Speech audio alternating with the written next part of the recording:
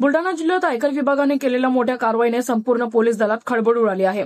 जिल्ह्यातील तब्बल 1050 पोलीस अधिकाऱ्यांना प्राप्तिकर नोटिसा बजावण्यात आल्या आहेत। बनावट गुंतवणूक, खोटी कपात आणि कर चोरीचे गंभीर आरोप या अधिकाऱ्यांवर करण्यात आले आहेत। मिळालेल्या माहितीनुसार मागील 3 ते 4 वर्षांतील आयकर वितरण पत्रांची तपासणी झाल्यानंतर ही कारवाई करण्यात आली। तपासात दिसून आले की अनेक अधिकाऱ्यांनी कलम 80 क अंतर्गत खोट्या गुंतवणुकीचा दावा केला होता। काही प्रकरणांत गृह कर्जांवरील व्याज सवलत दाखवण्यात आली होती, पण प्रत्यक्षात कर्जच अस्तित्वात नव्हते। या प्रकरणातील आणखी धक्कादायक बाब म्हणजे सर्व रिटर्न एकाच चार्टर्ड अकाउंटंटद्वारे दाखल करण्यात आले होते। यामुळे संगनमताचा संशय अधिक वाढला आहे।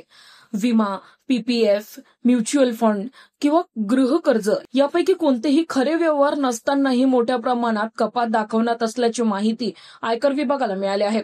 या पार्श्वभूमीवर बुलढाण्याचे पोलीस अधीक्षक निलेश तांबे यांनी सर्व अधिकाऱ्यांना कडक सूचना दिल्या आहेत।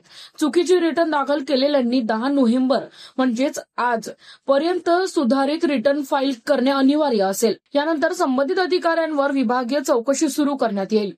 तांबे यांनी स्पष्ट केले की आयकर विभागाने जर दंडात्मक कारवाई किंवा गुन्हा दाखल करण्याचा निर्णय घेतला तर त्याची जबाबदारी प्रत्येक अधिकाऱ्याची स्वतःची असेल।